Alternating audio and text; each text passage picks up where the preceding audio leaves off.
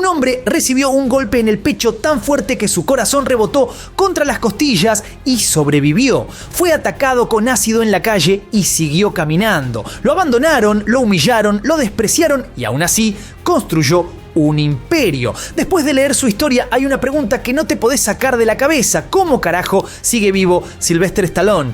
Sobrevivió a cosas que matarían a cualquiera y sin embargo, ahí está. Lo vas a ver reír en alfombras rojas, posar con estrellas, firmar autógrafos, pero detrás de ese ícono hay una historia tan oscura, tan turbia y tan improbable que hasta el mismo Stallone confesó que a esta altura no entiende cómo sigue respirando. Esta es la historia de un tipo que transformó el dolor en combustible, que se aferró a un sueño cuando no tenía nada, y para entenderla tenemos que volver al principio. Antes de ser un ícono, antes de escribir Rocky, antes de que alguien siquiera lo mirara a los ojos con respeto, Sylvester Stallone era un niño al que nadie quiso cuidar. Sylvester nació en un hospital de caridad en condiciones que ya arrancaban mal. Su madre no quería tenerlo y se subió a un colectivo con la panza de 9 meses, dando vueltas sin rumbo hasta que el parto la obligó a bajarse. Lo sacaron de ahí casi por accidente y ese accidente lo marcó para siempre. Durante el parto, un error médico dañó los nervios de su cara, dejándole una parálisis en el lado izquierdo que afectó su sonrisa, su voz,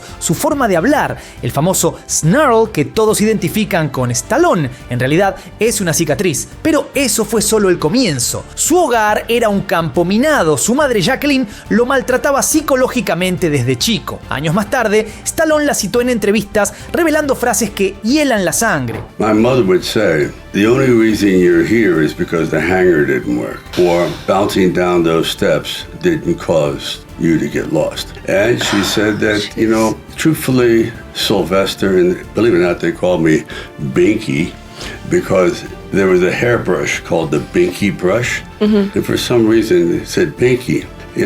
If there was really something wrong with your brain, I would have definitely opened up the window and put you on the windowsill and let you freeze. Su padre, Frank Stallone Sr., no se quedaba atrás. La violencia física era constante, pero lo más destructivo fue la indiferencia. Cuando tenía apenas 11 años, su madre lo abandonó, se fue sin aviso y él, desesperado, escapó de su casa para buscarla por las calles de Filadelfia. El tribunal lo devolvió a su padre, pero ya era tarde. Stallone no volvió a confiar en nadie, creció entre mudanzas, gritos, maltrato y una sensación de vacío que no se va a ir nunca. Jamás tuvo una figura que lo contuviera, nunca le dijeron estoy orgulloso de vos, nunca sintió que encajaba y eso lo convirtió en lo que él mismo definió como un pibe con alma caótica, adicto al conflicto, buscando dolor porque era lo único que le resultaba familiar.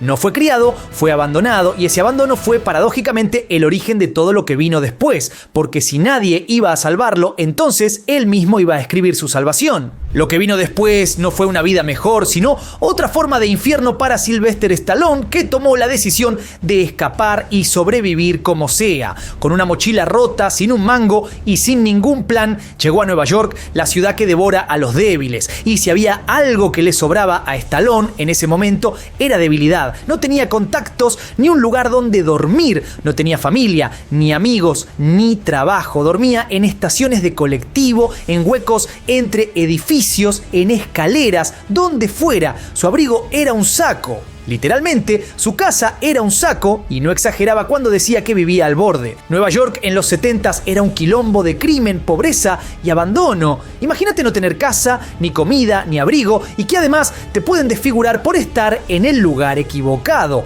Un auténtico infierno. Es acá donde te das cuenta que Stallone no estaba sobreviviendo, estaba resistiendo como podía. Pero mientras el mundo lo ignoraba, él seguía alimentando un sueño que parecía imposible.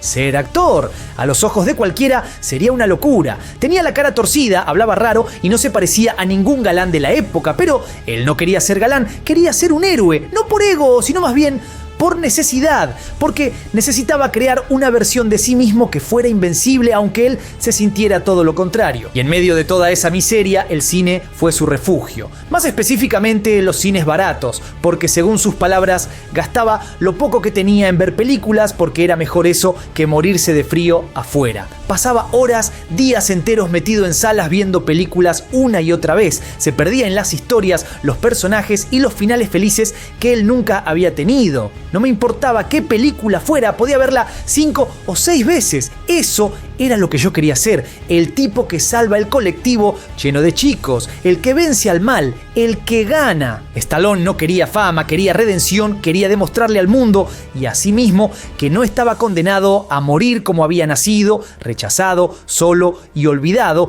pero esto solo el principio, porque el camino para lograrlo todavía estaba lleno de piedras. En el papel, ser actor parece simple, vas a una agencia, mostrás tu talento y te dan una oportunidad, pero para Sylvester Stallone cada intento era un portazo en la cara, literal, siempre le decían lo mismo. ¿Tenés un problema en la cara? Siempre hablas así. ¿Eso fue un intento de actuación o estás borracho? Una y otra vez. Y todo lo que le ofrecían eran papeles de criminal o el extra número 12 en escena de pelea. Y lo más duro no era el rechazo, era la humillación sistemática, el mensaje constante de que jamás iba a ser protagonista, que, con suerte, podría vivir de ser el tipo al que matan en la primera escena. Él mismo lo dijo después: empecé a creérmelo. Cada vez que me daban un papel era para hacer de alguien sin alma, sin historia. Empecé a pensar que quizás eso era todo lo que podía hacer, y ahí es donde se cruza un límite peligroso, porque el problema no es cuando el mundo te dice que no, el problema es cuando vos empezás a decirte que no. Stallone no tenía estudios de actuación de élite, no tenía padrinos en la industria o un apellido que le abriera las puertas, tenía una cara marcada, una voz dañada y un cuerpo que intimidaba más de lo que inspiraba, pero lo que sí tenía era rabia, y cuando vio que nadie le iba a dar un papel con dignidad, decidió escribirlo él mismo. Un papel hecho a medida para él, con todo lo que había vivido, con todo lo que sentía. Ahí fue cuando se encerró con un cuaderno y empezó a convertir su bronca en un guión que lo iba a cambiar todo. Para ese entonces, Stallone estaba al borde, tenía una esposa embarazada, $106 en el banco, deudas, hambre y viviendo en un cuarto minúsculo en Los Ángeles, lejos de todo lo que conocía. Su auto, que le había costado $40, había explotado. Su perro pasaba hambre y él ya no tenía ni salud ni esperanzas. No le quedaba nada, solo una última bala, y la disparó con un guión. Encerrado y desesperado, escribió la historia que lo tenía atragantado desde hace años. No era solo una historia de boxeo, era su historia, la de un tipo subestimado por todos, con la cara rota y el alma hecha polvo, pero que igual se negaba a rendirse. Así nació Rocky, y la escribió en 3 días y medio. No porque fuera un genio repentino, sino porque tenía el lobo en la puerta. Con todos los problemas que tenía encima, escribir era su única forma de gritarle al mundo que aún estaba vivo. Cada escena de Rocky tenía un pedazo suyo. El tipo mal visto por cómo camina, el que no parece confiable, el que todos descartan por su cara, por su forma de hablar. Rocky no era ficción, Rocky era Stallone sin maquillaje. Cuando terminó el guión, lo movió como pudo, y contra todo pronóstico, los estudios lo quisieron, pero no a él. Querían comprar la historia, pero sin el autor como actor. Y ahí empieza una de las batallas más épicas del cine, una que no se vio en pantalla, pero que fue tan intensa como cualquier final de película. Primero le ofrecieron $25.000 por el guión, después $100.000, $150.000, $250.000, y los números seguían subiendo hasta llegar a los $360.000, una cifra obscena para alguien que tenía que vender a su perro para poder comer. Y sí, eso pasó de verdad. Tuvo que vender a su perro que amaba, pero no podía alimentarlo, y aún así dijo que no una y otra vez. No iba a entregar su historia, sino iba a interpretarla él mismo. Los agentes lo tildaron de loco, los productores se burlaban, hasta su círculo más cercano lo trataba de irracional, preguntándole cómo es capaz de rechazar casi $500,000 por un capricho, y él respondía: si no actúo yo, me tiro de un edificio, no hay otro modo, esta historia es mía. Nunca fue por ego, fue por identidad, porque sabía que si entregaba ese papel iba a seguir siendo el tipo de la cara chueca que aparece 30 segundos y muere. Y Rocky era su oportunidad de demostrarle al mundo que ese tipo también podía ser el héroe. Finalmente lo aceptaron, aunque de mala gana, con cláusulas que lo podían sacar del rodaje en cualquier momento, con la condición de que si molestás te borramos, y aún así lo hizo. Grabaron la película con un presupuesto mínimo, poco más de $1 millón, sin saber si alguien la iba a ver, pero algo mágico pasó. La historia conectó con millones. Rocky no solo fue un éxito, fue un fenómeno cultural. La gente hacía fila en los cines, se emocionaba, aplaudía, lloraba, porque no era solo una película, era la prueba de que el dolor también puede ganar. En pocos meses, Sylvester Stallone pasó de dormir en la calle a ser nominado al Oscar. Y aunque no ganó como mejor actor, su guión sí se llevó la estatuilla. El mundo por primera vez escuchó su voz, pero lo más loco fue lo que pasó después. Buscó al hombre al que le había vendido su perro y lo recompró por mucho más de lo que se lo había vendido. Y lo hizo no por culpa, sino porque Rocky, su película más íntima, no estaba completa sin su verdadero compañero. Rocky lo cambió todo. En pocos meses, Sylvester Stallone pasó de ser un don nadie a ser la cara más famosa del planeta, pero la fama no siempre viene con libertad. Y para Stallone, el precio fue alto. Quedó atrapado dentro del personaje que lo salvó. La gente ya no veía a Sylvester, veía a Rocky, el boxeador noble, el que se levanta, el que aguanta, el que gana. Y aunque él sabía que había escrito ese personaje desde sus propias heridas, también sabía una cosa: él no era Rocky, porque cuando se apagaban las cámaras seguía cargando con los traumas de su infancia, con la relación rota con su madre, la falta de amor propio y la sensación de que nada era suficiente.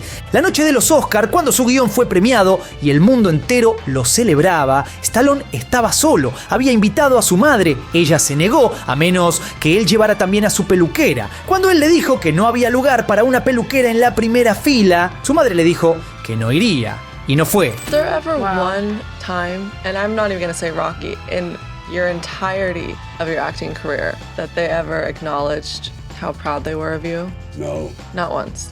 You mean them? Yeah.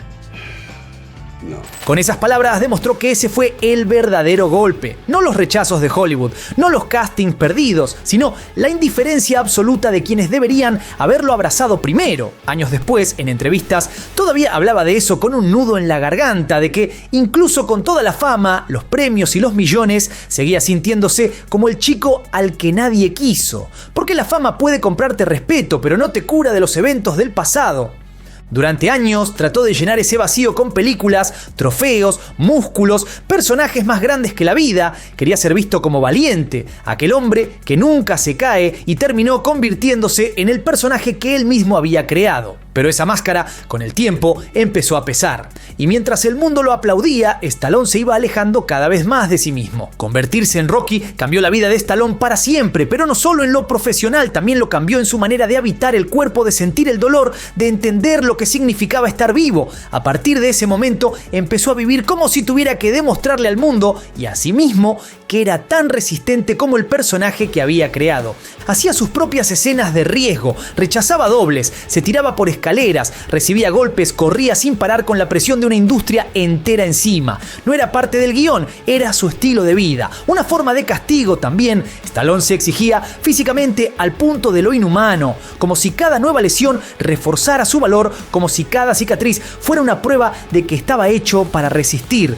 En esa búsqueda, el dolor se volvió rutina. Las fracturas y la falta de sueño eran constantes. Las cirugías se acumulaban con los años, cuello, espalda y hombros. Entraba y salía del quirófano mientras seguía filmando escenas que empujaban su cuerpo más allá del límite. Nadie le pedía que hiciera eso, pero él lo hacía igual. Lo más brutal es que eso no solo lo afectaba a él, también a su familia. Su entorno lo miraba con miedo, lo acompañaba al hospital, lo despedía en cada rodaje sin saber si iba a volver completo. Pero Stallone no frenaba, y mientras su cuerpo se rompía una y otra vez, su espíritu seguía atado a una idea antigua que solo sacrificándose hasta el extremo podía garantizar un legado. Lo que empezó como una forma de actuar se convirtió en una adicción a la resistencia, una adicción que lo acompañaría por décadas hasta que el precio ya no pudiera pagarse solo con fuerza de voluntad. Hasta ese momento, Stallone había sobrevivido a todo, pero nada lo preparó para lo que venía, porque hay golpes que no se curan con reposo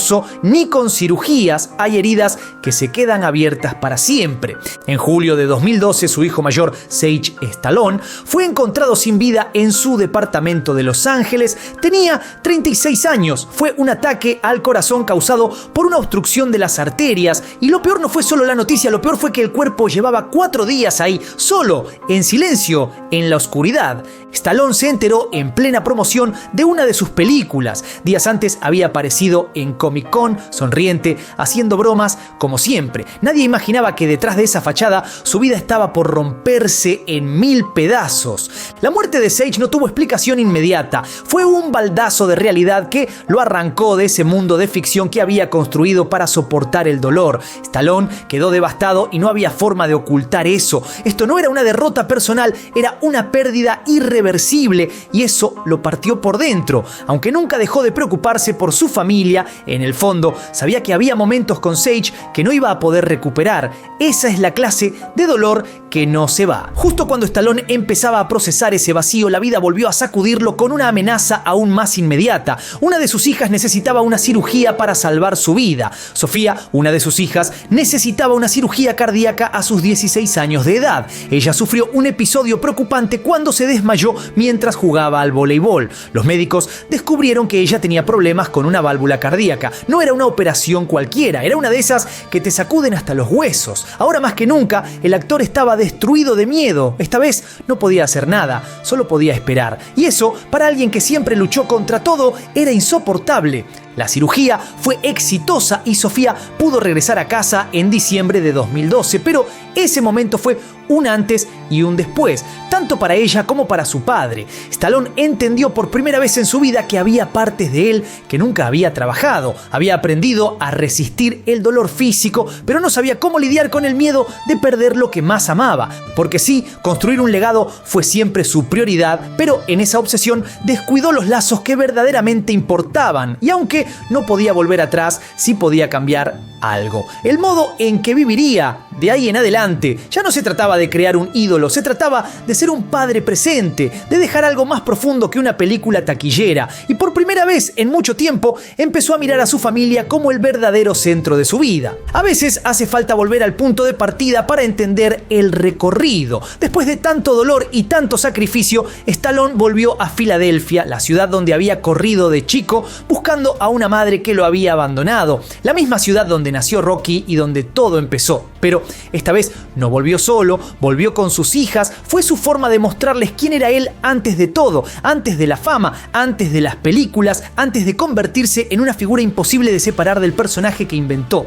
Caminando por esas calles, con el cuerpo golpeado por los años y la mirada ya marcada por la vida, Stallone entendió algo que nunca antes había podido procesar con claridad, que todo ese dolor por demostrar su valía no había sido en vano, pero tampoco eran el centro de su historia, porque al ver a sus hijas emocionarse frente a las escalinatas del Museo de Arte, las mismas que millones de personas siguen subiendo todos los días con los brazos en alto como si fueran Rocky, se dio cuenta de que su verdadero legado no estaba en la pantalla, sino en lo que había construido fuera de ella. Y ahí, sin buscarlo, llegó el momento más simbólico. Sus hijas le repitieron una de las líneas más icónicas de Rocky Balboa, esa que dice que la vida no se trata de cuán fuerte pegás, sino de cuánto podés recibir y seguir avanzando. Stallone se quebró porque esa frase que había escrito hacía años y que millones habían adoptado como mantra, por fin lo estaba alcanzando a él en carne propia. Después de todo lo que vivió, seguía de pie.